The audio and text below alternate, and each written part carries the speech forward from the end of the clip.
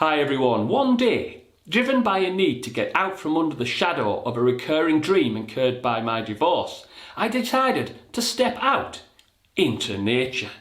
It was the first step on a road that would ultimately change my life.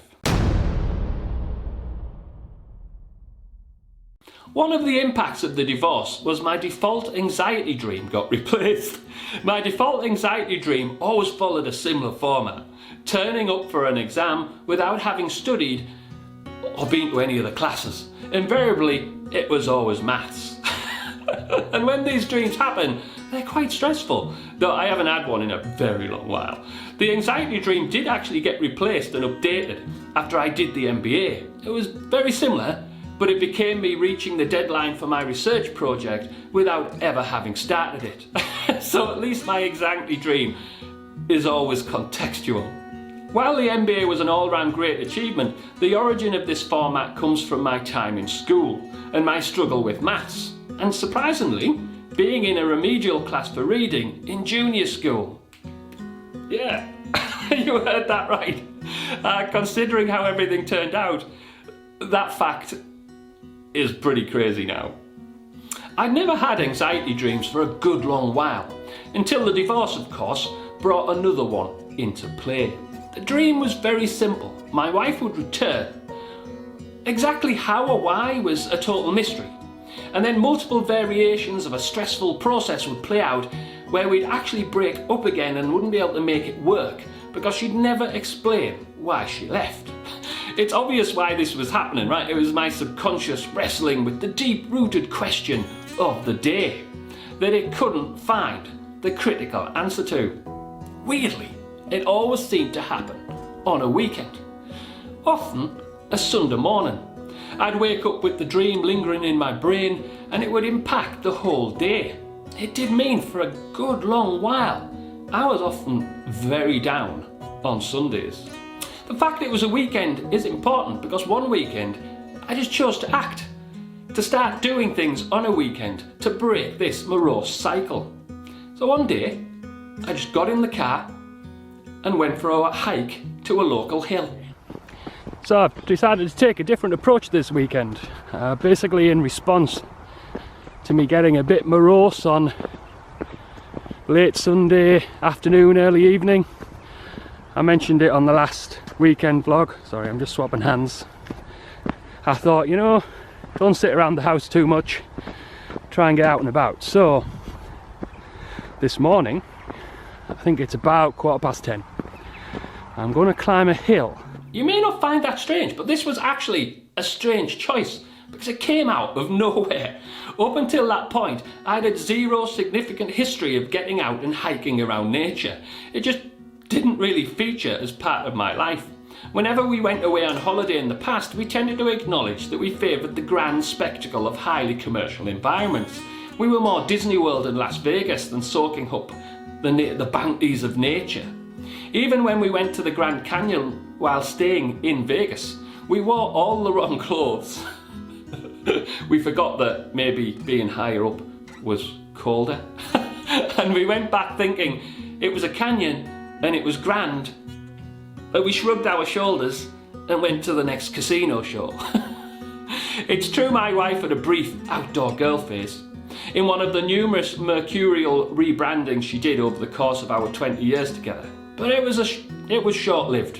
I think it amounted to a couple of walks round Kiel to Water and maybe 6 months or less where she thought wearing outdoor clothes was a thing. I mean, to be fair, I did actually like that short period of outdoor girl phase. Well, it wasn't really very long. So one Saturday morning, I found myself at the base of a local hill. It took it out of me getting up there, and there was a time where I had to stop and almost pass out due to not being able to get my breath and going all lightheaded. I actually didn't think I was going to get back down. Must admit, I've had a 20-minute rest halfway up because I nearly passed out. I'm not exaggerating. I've made the schoolboy error of obviously not having breakfast or anything like that before I set off, so I am burning food energy that isn't there. But yeah, so anyway, I had a 20-minute rest, now we're off again. Well, it's pretty impressive, I know I keep saying that. So Let me do the last burst and I should be at the top. After a good rest, I made it to the top and took in the views from North Yorkshire's most famous hill. It was great, just sat at the top, looking across the landscape as far as the horizon.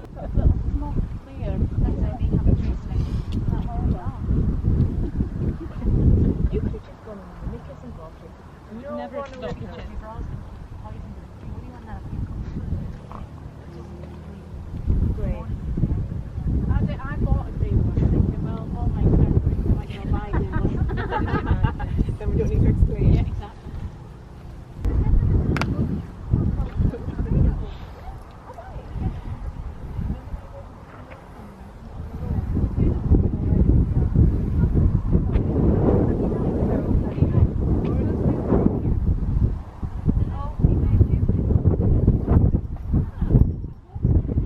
It was then, for the first time in recent memory, I remember just feeling the Zen-like experience of just looking out over nature in a relatively remote environment.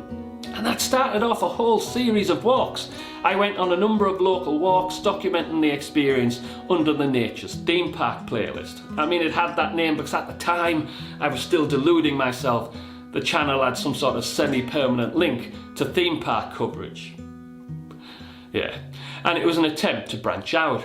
I also spent a weekend in a cottage in the lakes, which was absolutely brilliant, and a time at the Bay Farley with an absolutely gorgeous walk along the North Yorkshire coast from Scarborough to Farley. I mean, we're talking California levels of awesome. So in truth, I owe the fact I was trying to escape the perpetual shadow of my divorce-incurred anxiety dreams for putting me on the road to the Canadian Rockies. The first step to get out and do something to clear my head and ascend that hill ultimately brought me to the point of going to the Rockies and the Jungfrau region of the Swiss Alps. This journey of discovery and how I spend my travel and leisure time is still ongoing, and it all goes back to that one day where I chose to do something on the weekend to clear my head of the anxiety dream. So that day, along with other small steps, all of which can't be documented in this so-called decade, represent how you inch towards recovery from traumatic events. Just little changes, small steps. They say time heals, but it's not so much the time, it's the decisions you make as time moves on. The small great things you do that slowly inch you towards a better place. The anxiety dreams, you'll be glad to know, did eventually end. One day they just stopped. I don't know exactly when. I just realised one day I'd not had one in a good long while. It was then I realised a combination of things. I'd obviously become satisfied in my head with the reason I'd constructed why she'd left. And the second thing was I'd sort of transitioned to not actually giving a shit. Which meant my subconscious was no longer searching for a reason. Until next chapter, you can support me by doing a few simple things. Like the video, subscribe and hit the bell icon. Certainly post a comment and let's continue to make small great changes to make life a story worth telling.